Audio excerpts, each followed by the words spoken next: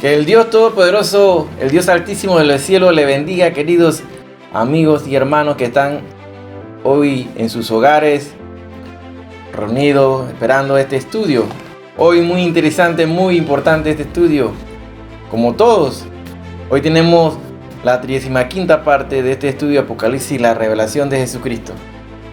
Hoy tenemos este tema, el jinete del caballo blanco. El jinete del caballo blanco.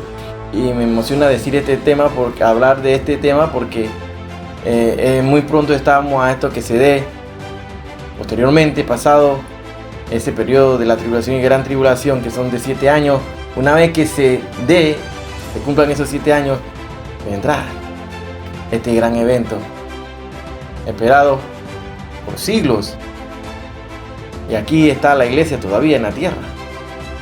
En este momento, la iglesia preparándose, ataviando su vestido con las acciones justas de los santos. Recuerdan el tema de la semana anterior, hablamos sobre esto que ayuda y comienza a limpiar las vestiduras blancas, la cual será ataviada, esa vestidura de lino fino, resplandeciente, de lino limpio, fino, que va a caracterizar esa iglesia, esa novia de nuestro Señor Jesucristo. Nosotros somos parte de la iglesia. Estamos esperando este gran evento conocido así y hablado en temas anteriores como el arrebatamiento de la iglesia, el rapto de la iglesia, un evento de lo cual muchos ya no quieren ni hablar ni lo quieren mencionar, y muchos de aquellos que creían en esto que está escrito claramente en la palabra de Dios no quieren hablar de esto. Y bueno, es por el motivo por el cual vivimos unos tiempos en los cuales la iglesia se encuentra hundida en un adormecimiento y un letargo, y serán sorprendidos como ladrón en la noche. Entonces, hermano, hoy tenemos este tema, el jinete del caballo blanco. El jinete del caballo blanco, hermano. Así que pongámonos cómodos en nuestros hogares. Llama a los tuyos, busca tus libros de apuntes y tu Biblia sobre todo, porque aquí estudiamos con la palabra de Dios. Necesitamos la palabra de Dios en cada instante, en cada momento. Y es bueno que tú lleves tus anotaciones. Puedes repasar estos temas, repasarlo, hermano, y compartirlo sobre todo. Recuerda que este es un canal aquí. Este es un canal que no lucramos con la palabra de Dios. Aquí no vendemos ni compramos nada. Aquí lo que te ofrecemos es la palabra de Dios tal cual está escrita en la Sagrada Escritura, para la que te alimentes, te escudriñes cada día. Esta palabra es esencial para la sobrevivencia del buen cristiano. Sobre todo conocer este libro, que es apoyado en otros libros de la misma Sagrada Escritura, así como son el libro de Daniel, Jeremías, Ezequiel. Todos estos libros que describimos se compaginan y se complementan estas profecías descritas del tiempo futuro, porque estamos hablando ahorita mismo, ya hemos pasado y ya hemos hablado de todos los temas, de lo que pasó, el tema de la iglesia en los 2 y el tercer capítulo, segundo y tercer capítulo, y del cuarto en adelante, de los eventos que vendrán posterior al rapto de la iglesia. Ya hemos hablado de esos 7 sellos, entre los cuales los 4 primeros sellos destacan los 4 jinetes del Apocalipsis, los cuales todavía no han ocurrido, y muchos por ahí andan enseñando que ya pasaron los caballos del Apocalipsis, otros van por la tribulación y otros van por la gran tribulación. Pero todo esto para despistar al buen cristiano que no estudia la palabra de Dios, que no escudriña como debe ser la Sagrada Escritura. Es importante por eso que estudiemos y analicemos a diario y siempre la palabra de Dios. Cada vez que leemos la Escritura encontramos algo nuevo, descubrimos algo nuevo. Porque Apocalipsis, recuerda que Apocalipto, del cual se deriva esta palabra Apocalipsis, es de velar, correr las cortinas, ver la verdad. Entonces, ahí encontraremos la verdad de nuestro Señor Jesucristo, porque Él es la verdad. Y Él es el testimonio que nos da Jesucristo, el testimonio de Jesucristo, que es el espíritu de la profecía. Pongamos atención entonces, hermanos. Vamos a escudriñar esta palabra de Dios con entendimiento. Vamos a pedir que Dios nos abra nuestras mentes y nuestros corazones estén dispuestos a recibir la palabra que está descrita ya ahí, que está revelada, porque ya no recibimos revelaciones nuevas, hermano. Recibimos una iluminación de lo que está escrito. Eso es lo que se recibe, no hay revelaciones nuevas, ya el canon se cerró. Todo aquel que se levanta que traiga una nueva revelación es un falso profeta y es un falso maestro, falsos apóstoles que se han levantado en la actualidad para confundir más al pueblo de Dios que no estudia la palabra de Dios. Pero aquel que persevera en la palabra, la estudia, la escudriña y se alimenta, no será víctima de este viento de falsa doctrina en los cuales somos inundados por todos los medios de comunicación, tanto radio, televisión, internet, etc. Así que, hermano, saludo muy cordial de parte de la Iglesia Evangélica La Vid Verdadera de Panamá a todos aquellos que se encuentran hoy en sus hogares, desde Estados Unidos, Norteamérica, hasta Sudamérica, a Chile y Centroamérica, y a todos aquellos lugares donde llegue este mensaje. Es importante que el buen cristiano se identifique y conozca a plenitud este libro, que es muy importante, que forma parte del canon bíblico, la Sagrada Escritura, la Santa Biblia, que es el libro más famoso, pero no es el más leído, es el más ignorado, es el más vendido, pero no lo quieren leer. Hermano, analicemos juntos en esta enseñanza de hoy el jinete del caballo blanco. Comencemos. En el pasaje anterior estuvimos contemplando la escena de una boda, pero ahora hay un cambio drástico y somos llevados a considerar la visión de un jinete guerrero. Este no es otro que nuestro glorioso Señor Jesucristo, que aquí es descrito en su deslumbrante regreso a la tierra para destruir a sus enemigos e inaugurar su reino. Como veremos en el momento de su venida, la bestia y el falso profeta serán arrojados a un lago de fuego que arde con azufre y el resto de sus enemigos serán destruidos. La segunda venida de Cristo es absolutamente esencial para el cumplimiento y la consumación de su obra redentora y de las numerosas promesas que Dios hizo a lo largo de toda la Escritura. Será entonces cuando establecerá su reino en este mundo en toda su plenitud, y todos los demás reinos que han dominado la escena de la historia humana serán desplazados. El día del hombre dará paso al día de Yahweh, y entonces se cumplirá lo que el apóstol Pedro describió como la restauración de todas las cosas, de que habló Dios por boca de sus santos profetas que han sido desde el tiempo antiguo. Anota ahí el libro de los Hechos de los Apóstoles, Hechos 3:21. Ahora, será el momento en que Cristo reinará y restaurará la ruina causada por el pecado y Satanás. Todos los creyentes de todas las épocas han anhelado este glorioso acontecimiento con el que comenzará la culminación de la historia de la redención. No hay otra opción. El desánimo es generalizado cuando se piensa en que este mundo pueda llegar a convertirse en un lugar mejor para vivir. Pareciera una utopía inalcanzable. Los políticos han perdido la confianza de la mayoría de los ciudadanos y sus planes de cambio difícilmente logran despertar el optimismo. Y si lo hacen, muy pronto empezamos a ver que es más de lo mismo. Se repite y se repite y se repite. Solo el Señor Jesucristo puede lograr algo diferente para este mundo, definitivamente. Y la segunda venida dará lugar al comienzo de un nuevo orden. Un orden que es definitivo. Un orden que será para siempre, eterno. Pero no solo eso, sino que servirá también como justa vindicación del Señor Jesucristo.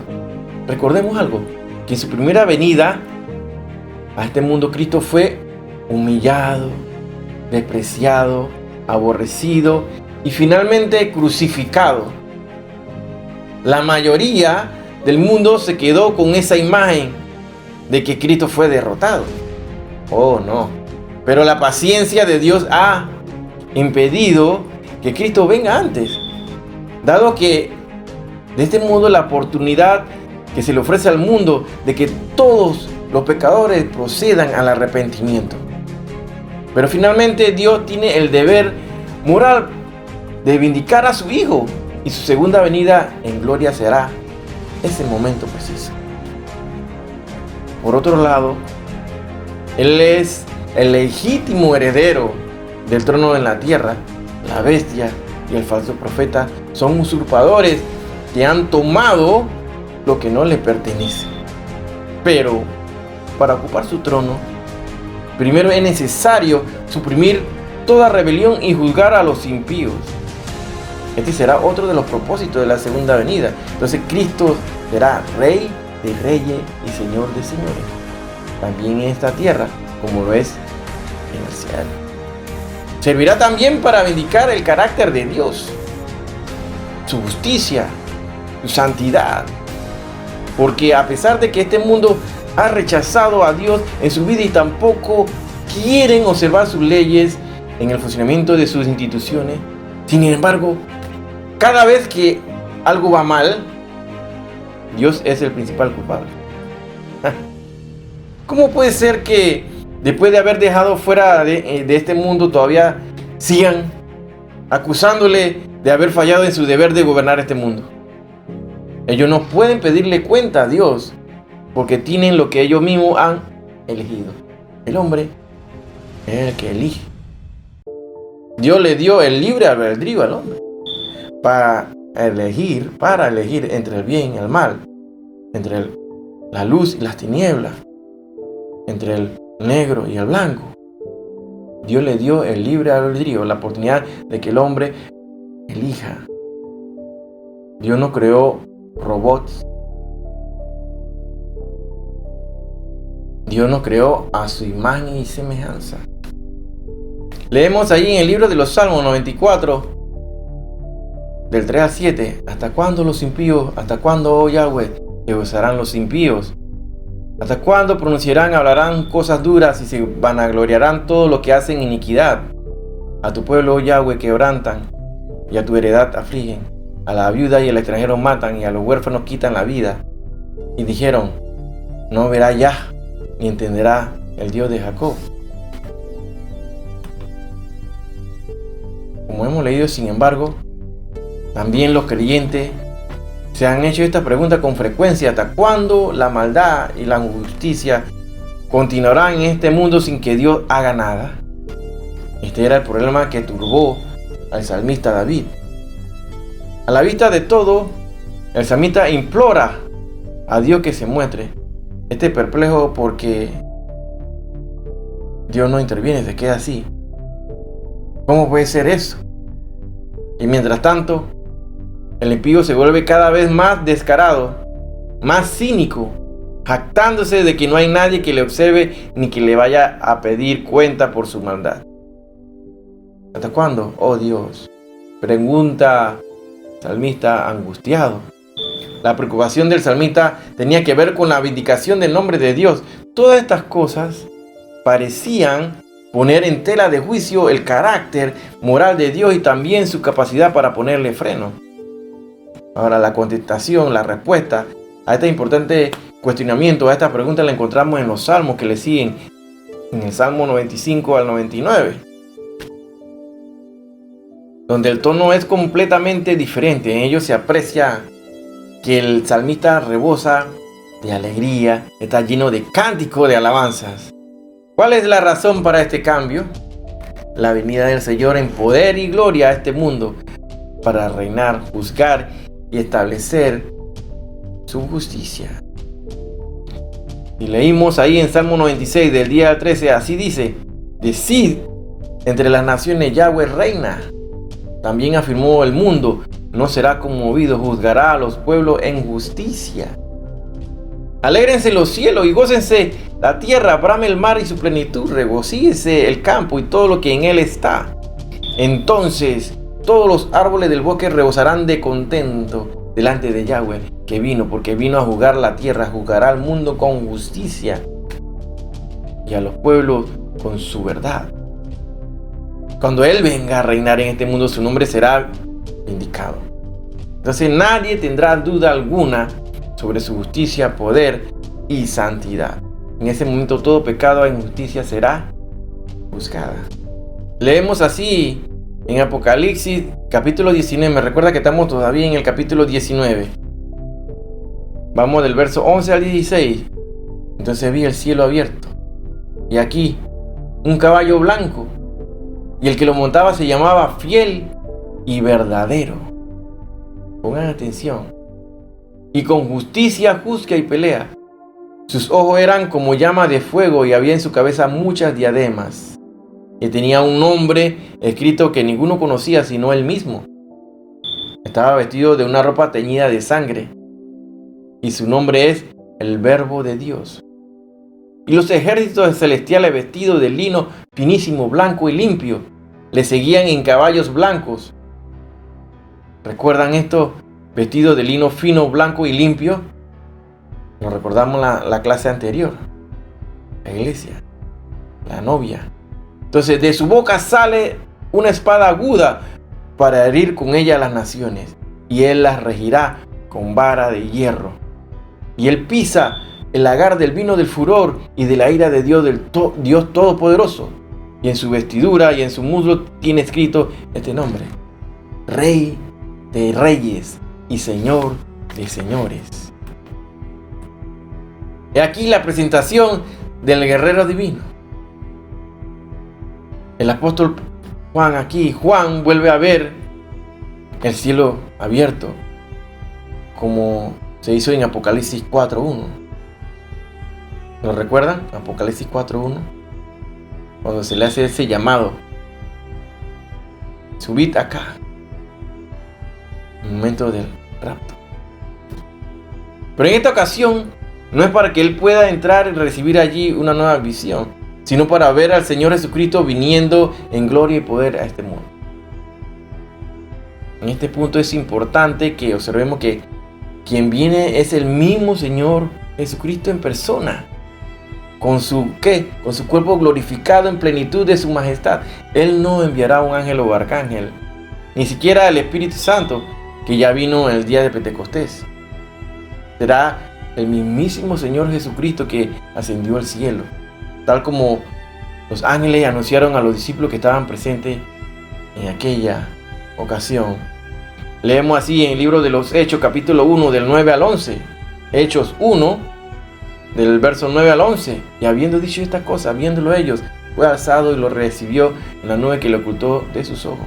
Y estando ellos con los ojos puestos en el cielo, entre tanto que él se iba, y aquí se pusieron junto a ellos dos varones con vestiduras blancas, los cuales también le dijeron: varones galileos, ¿por qué estáis mirando al cielo? Este mismo Jesús que ha sido tomado de vosotros al cielo, así vendrá como le habéis visto ir al cielo.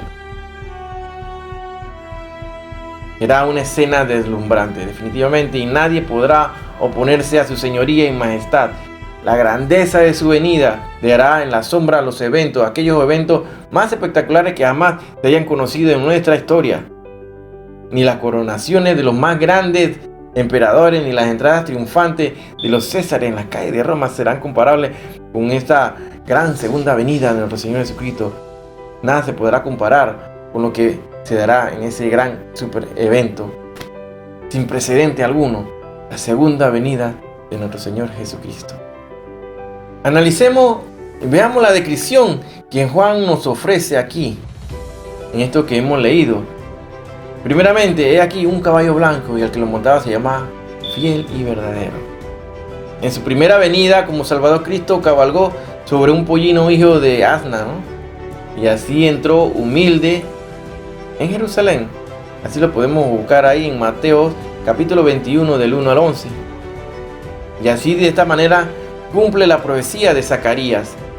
¿Cuál profecía? La que dice Zacarías capítulo 9 verso 9. Anota. Pero su segunda venida será completamente distinta. Entonces los cielos serán abiertos y vendrá irrumpiendo en nuestro mundo de una forma dramática. Todo ojo le verá cuando descienda del cielo sobre un caballo blanco con gran gloria y poder, rodeado de sus santos ángeles. No hay duda de que ahí es presentado como un guerrero victorioso. Notemos también que Cristo es descrito con diferentes nombres a lo largo de este pasaje. Aquí vemos que se llama fiel y verdadero. Con esto se establece un fuerte contraste con los falsos Cristos, o sea, con aquellos falsos ungidos que le han precedido y que en particular, como lo son la bestia y el falso profeta, que habían conseguido engañar al mundo con señales y prodigios mentirosos. Según de Tesalonicenses capítulo 2:9, y anota ahí también Apocalipsis 12:9. Apocalipsis 12, verso 9. A diferencia de todo ello, Cristo es absolutamente digno de confianza y nadie será jamás defraudado por Él. La demostración de que Él es fiel y verdadero lo vemos aquí en el cumplimiento de sus promesas. Por fin, después de tanto tiempo, Cristo viene a poner fin a los males de este maltrecho planeta de la manera que habían anunciado las Escrituras. Sigamos analizando lo que dice este verso que leímos. Y con justicia juzga y pelea. El hecho de que sea fiel y verdadero le permite también juzgar con justicia. Él no es movido por falsas motivaciones cuando juzga y pelea. A diferencia de otros conquistadores que en este mundo han conocido, a él no le mueve la codicia, no le mueve la ambición, no le mueve el orgullo o el poder. Su único interés, ¿cuál es? La verdad y la justicia. Aquí vemos el cumplimiento de lo que Isaías había anunciado en relación al Mesías. Acá Isaías capítulo 11, del verso 3 al 5. Isaías 11, del 3 al 5. Así dice la palabra de Dios: y le hará entender diligente en el temor de Yahweh. No juzgará según la vista de sus ojos, ni arguirá por lo que oigan sus oídos, sino que juzgará con justicia a los pobres y irá con equidad por los mansos de la tierra, y herirá la tierra con la vara de su boca, y con el espíritu de sus labios matará al impío. Y será la justicia cinto de su lomo y la fidelidad ceñidor de su cintura. La justicia será una de las características del Mesías y de su reino. Es verdad que en nuestro mundo moderno es muy difícil encontrar que el mismo juez sea el verdugo, pero en Cristo ambas funciones aparecen unidas: juzga y pelea. Podemos decir que su compromiso con la justicia es total y absoluto. Sus ojos eran como llamas de fuego. Una de las razones por la que puede juzgar con justicia es porque su mirada lo penetra todo y no hay cosa que se pueda esconder de su vista, de sus ojos. Dice el libro de los Hechos 4:13: y no hay cosa creada que no sea manifiesta en su presencia, antes bien todas las cosas están desnudas y abiertas a los ojos de aquel a quien tenemos que dar cuenta. Pero notemos que de sus ojos salían como llamas de fuego, lo que indica que no solo ve lo que ocurre, sino también lo que le indigna a todos estos procesos de injusticia, y su mirada sale entonces fuego consumidor también. Seguimos leyendo: y había en su cabeza muchas diademas. Estos son símbolos de autoridad que sugieren majestad, dominio. El hecho de que tenga muchas tal vez tenga que ver con que él tomará las coronas de todos los reyes de la tierra. Esta era la costumbre de la antigüedad, cuando un rey conquistaba a otro y tomaba su corona. Así vemos el ejemplo en el libro de 2 de Samuel 12:30. Puedes buscarlo ahí. Como más adelante vamos a considerar, él es el rey de reyes, señor de señores. Notemos que a diferencia del dragón que tenía las 7 diademas, en Apocalipsis 12:3, o de la bestia que tenía 10, ya tú sabes, los cuernos también, Apocalipsis 13:1, Cristo tiene muchas diademas. Su autoridad no está limitada como la de ellos. Ahora, sigamos leyendo. Y tenía un nombre escrito que ninguno conocía sino él mismo. En este pasaje aparecen varios nombres de Cristo, y cada uno de ellos, ¿qué? Nos da a conocer algo de su carácter y su persona. Pero debemos admitir también que hay profundidades de Cristo que no podemos llegar a conocer. Él es infinitamente más grande de lo que nadie puede entender. y debemos aceptar nuestras limitaciones. En este sentido pleno, nadie conoce quién es el Hijo, sino el Padre. Lucas 10:22. No hay duda de que hay una relación entre los miembros de la Trinidad que va más allá de lo que ninguna mente humana puede entender. Sigamos leyendo. Dice, estaba vestido de una ropa teñida en sangre. Hay dos posibilidades totalmente válidas que puedan explicar este hecho. En primer lugar, su vestido está manchado de su propia sangre que fue derramada en el Calvario. Esto explicaría que ya estuvieran manchados antes de haber comenzado la batalla, y coincidiría con la forma en que Juan se refiere habitualmente a Cristo como el Cordero que fue inmolado. La segunda opción es que la sangre que manchaba su vestido fuera la de sus enemigos derrotados. En este caso podríamos ver el cumplimiento de una profecía que habla del libro de Isaías, capítulo 63, del 1 al 3. ¿Quién es este que viene de Edom, de Borra, con vestidos rojos? Este hermoso en su vestido que marcha en la grandeza de su poder. Yo, el que hablo en justicia, grande para salvar. ¿Por qué es rojo tu vestido y tu ropa como el que ha pisado en lagar? He pisado yo solo el lagar, y de los pueblos nadie había conmigo. Los pisé con mi ira y los hollé con mi furor, y con su sangre salpicó mi vestido y manché todas mis ropas. Claramente vemos la descripción aquí en el libro de Isaías. Seguimos leyendo. Y decía así, y su nombre es el Verbo de Dios. Juan ya había hablado anteriormente del Señor Jesucristo en estos términos. En Juan 1:1, primera de Juan también 1:1. Y dicho sea de paso, este es uno de aquellos detalles que sirven para vincular estos tres escritos de Juan. En cuanto al significado de este nombre, tiene que ver con el hecho de que la misma manera que la palabra o los verbos sirven para revelar los pensamientos del hombre, Cristo es la máxima expresión de la revelación de la mente, la voluntad, el carácter y los propósitos de Dios al hombre. Como implicaría el autor de Hebreos, no hay revelación más clara de Dios que la que encontramos en el Hijo. Hechos 1:3. Es oportuno volver a recordar este título de Cristo en este contexto, porque el justo juicio de Dios también forma parte de la revelación de su carácter. Así dice la palabra de Dios, continuando con la lectura, dice, y los ejércitos celestiales, vestidos de lino fino, finísimo, blanco y limpio, le seguían en caballos blancos. Juan no especifica si estos ejércitos celestiales están compuestos por santos o por ángeles o por ambos. En todo caso, la victoria final no depende de ellos. Notemos que no portan armas y sus vestidos no son tampoco apropiados para una guerra. En realidad parece que su papel consiste en acompañar al victorioso Mesías a la tierra para participar en su reino. Así dice la palabra de Dios, y continuando con la lectura. De su boca sale una espada aguda para herir con ella a las naciones. La espada aguda que Juan ve en la boca de Cristo es un símbolo del poder de la palabra de Dios, que penetra hasta los tuétanos. Hechos 4:12 dice, porque la palabra de Dios es viva y eficaz, y más cortante que toda espada de dos filos, y penetra hasta partir el alma y el espíritu, las coyunturas y los tuétanos, y discierne los pensamientos y las intenciones del corazón. Hechos, libro de los Hechos, capítulo 4, verso 12. Una vez más se recoge aquí una profecía del Antiguo Testamento. Busca ahí en Isaías 11:4.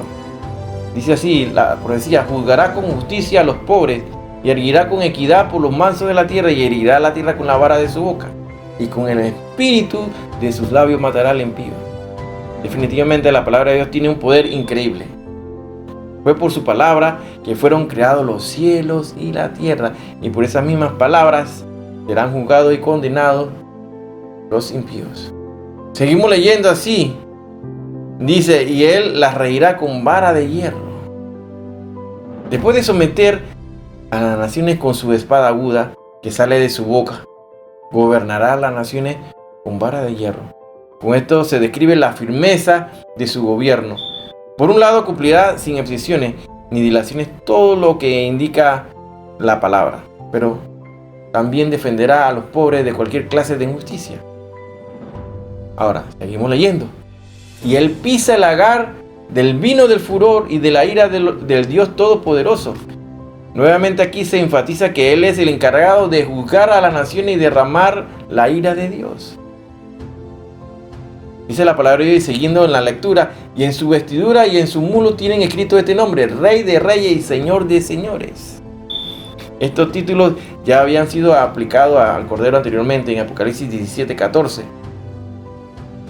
Y sirven para describir a Cristo como el supremo gobernante del mundo y para anticipar así su triunfo soberano sobre sus enemigos. Se hace eco de las declaraciones de Moisés. Podemos ir al Antiguo Testamento hasta Deuteronomio capítulo 10, 17. Porque Yahweh, vuestro Dios, es Dios de dioses y Señor de señores. Dios grande, poderoso y temible, que no hace acepción de persona ni toma cohecho. Claramente aquí se describe por parte de Moisés aquellos nombres, el poder de nuestro Dios. Cuando Jesús murió en la cruz, el título que Pilato puso sobre ella fue que este es Jesús, el Rey de los Judíos. Mateo 27, 37. Y no hay duda de que esa afirmación era cierta. Ninguna duda. Pero debemos decir que Cristo es mucho más que el Rey de los Judíos.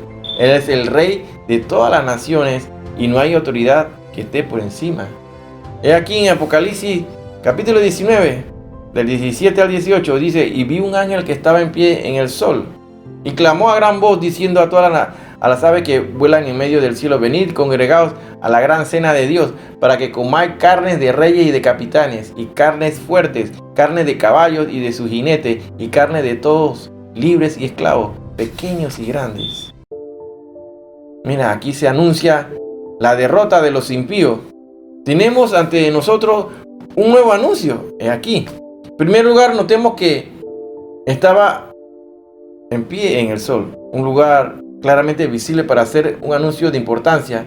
Desde allí clamó a gran voz con el fin de ser bien escuchado. Ahora bien, en esta ocasión el anuncio va dirigido a todas las aves que vuelan en medio del cielo. Su propósito es reunirla para la gran cena de Dios, y por supuesto no debemos confundir esta cena con la cena de la boda del Cordero de Apocalipsis 19:9. Aquí los invitados son las aves carroñeras y su propósito es presentado como su estremecedora contrapartida al banquete nupcial del Señor con su iglesia. Lo que tenemos aquí entonces ante nosotros es un escenario dantesco que describe el campo de batalla después de la victoria del Mesías. Esto nos recuerda la palabra de Jesús cuando hablaba de su segunda venida en Mateo 24 del 27 al 28, porque como el relámpago que sale del oriente y se muestra al occidente, así será también la venida del Hijo del Hombre. Porque donde quiera que estuviera el cuerpo muerto, allí se juntarán las águilas. Tremenda palabra. Y la profecía de Ezequiel dice en Ezequiel 39, 17 al 20. Ezequiel 39, del verso 17 al 20 dice: y tú, hijo de hombre, así ha dicho Yahweh el Señor, di a las aves de toda especie y a todas las fieras del campo: juntaos y venid, reunidos de todas partes a mi víctima que sacrificó para vosotros un sacrificio grande sobre los montes de Israel. Comeréis carne y beberéis sangre, comeréis carne de fuerte y beberéis sangre de príncipes de la tierra, de carnero, de cordero, de macho cabrío, de bueyes y de toros, engordados todos en Basán. Comeréis grosura hasta saciaros y beberéis hasta embriagaros de sangre de la víctima que para vosotros sacrifiqué. Y os saciaréis sobre mi mesa de caballos y de jinetes fuertes y todos los hombres de guerra, dice Yahweh el Señor. Esto va de acuerdo a lo que dice Juan también. Según Ezequiel, después de que las aves se hayan saciado todavía, llevarán 7 meses para enterrar los cadáveres restantes. Ezequiel 39, 12. Todo esto resulta especialmente curioso porque todavía no hemos visto la batalla. Ya se nos ha presentado el campo lleno de cadáveres. Seguramente sea una forma de decir que contra el Señor no hay fuerza que pueda prevalecer, ni siquiera que se pueda levantar. No hubo lugar para una batalla. Fueron derrotados en un instante sin que pudiera hacer nada contra el Señor Dios Todopoderoso. Notemos que la victoria es absoluta y universal. Las aves son llamadas para comer carne de reyes y capitanes, carne de fuerte, carne de caballo y de su jinete, y carne de todos, libres, esclavos, pequeños y grandes. falta ninguno. Todas las fuerzas del mal han sido derrotadas y destruidas. Pensemos en los reyes y capitanes tirados en el campo, sin que nadie los entierre y sirviendo de comida para las aves. Quizás lo que tenemos aquí sea otra descripción de la gran batalla que tuvo lugar en el Armagedón. ¿Recuerdan? Apocalipsis 16, del 12 al 16. Encontramos otras alusiones a ella en el profeta Ezequiel, Ezequiel 38, Ezequiel 39. Y en Zacarías 14. En este relato los reyes de la tierra se reúnen para pelear contra él, pero el conflicto se resuelve por la repentina destrucción que se produce por la aparición del Mesías. Aunque puede que esta batalla descrita por Ezequiel se refiera a la que encontramos en Apocalipsis 20, del 7 al 10, y que tiene lugar después del milenio. Hay que estar claro en las guerras que menciona la palabra de Dios. La guerra de Gog y Magog, una que se menciona en Apocalipsis, no es la misma que se menciona en el libro de Ezequiel también. No es la misma. Hay dos guerras de Gog y Magog. Hay una guerra de Armagedón. Y la Armagedón es la que se da en el momento de la segunda venida de Cristo. Y vi a la bestia. Dice aquí la palabra de Dios en Apocalipsis 19, del 19 al 21. Vi a la bestia, a los reyes de la tierra y a su ejército reunidos para guerrear contra el que montaba el caballo y contra su ejército. La bestia fue apresada y con ella el falso profeta que había hecho delante de ella las señales con las cuales había engañado a los que recibieron la marca de la bestia, que había adorado su imagen. Estos dos fueron lanzados vivos dentro de un lago de fuego que arde con azufre, y los demás fueron muertos con una espada que salía de la boca que montaba del caballo, y todas las aves se sacieron de la carne de ellos. Aquí vemos que la bestia y el falso profeta son lanzados al lago de fuego, al Gehenna. Ahora Juan retrocede un poco en el tiempo para representarnos aquí la fuerza del mal alistada para la batalla. Y vi a la bestia, a los reyes de la tierra y a su ejército. Sería sin duda una sorprendente concentración de ejércitos de todas las naciones de la tierra dirigidos por la bestia y reunidos para guerrear contra el que montaba el caballo, el jinete del caballo blanco, que es Jesucristo en este momento, y contra su ejército. Sin que medie la descripción de ninguna batalla, la bestia fue apresada, y con ella el falso profeta que habían hecho delante de ella las señales con las cuales habían engañado a los que recibieron la marca de la bestia y habían adorado su imagen. Aunque las fuerzas del mal parecían muy poderosas, fueron como nada en la presencia de Cristo. Los venció con su palabra, sin que me diera batalla alguna, y los demás fueron muertos con la espada que salía de la boca del que montaba el caballo. De la misma manera que había hablado a la higuera y ésta se secó, o que habló a los violentos vientos e increpadas olas que se levantaron en el mar y éstas se apaciguaron, o que habló a la legión de demonios que habitaba en el Gadareno y tuvieron que huir al instante, o que habló a los soldados que fueron a prenderle y todos tuvieron que retroceder cayendo a tierra. Del mismo modo Cristo dirá su sentencia y todos los ejércitos serán destruidos en su momento. Ni los hombres, ni la bestia, ni el falso profeta con todos sus milagros podrá ofrecer resistencia alguna ante la majestad de Cristo. Cuando la bestia hizo su aparición acompañada del falso profeta, toda la gente se decía: ¿quién como la bestia? ¿Quién podrá luchar contra ella? Recuerda lo que dice Apocalipsis 13:4. Aquí tenemos entonces la respuesta del Señor Jesucristo. Ahora vemos que ambos fueron apresados y lanzados vivos dentro de un lago de fuego que arde con azufre. Por el momento, parece que Satanás no es enviado con ellos, aunque lo será más tarde, Apocalipsis 20:10. Y allí acabarán también todos los hombres impíos, todos aquellos impíos después de ser juzgados, Apocalipsis 20:15. Nada queda ya de todo lo que la bestia y el falso profeta habían organizado. Lo que en otro tiempo parecía indestructible ha desaparecido en un momento sin esfuerzo alguno, solo con su palabra.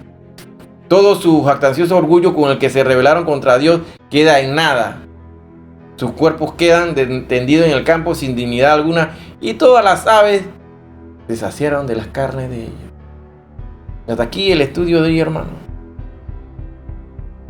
Espero que sea de gran ayuda para tu crecimiento espiritual y tu fe te vaya aumentando, porque se aproxima ese gran evento. Cada día estamos más cerca. En cualquier momento se dará el rapto. La segunda venida vendrá pasado el rapto 7 años después. Así que atentos, hermano. Repasemos la escritura. Compartamos estos mensajes. No te lo quedes. Shalom Alejem. Que el Dios Todopoderoso les bendiga y nos vemos la siguiente semana. Y si Cristo no ha venido,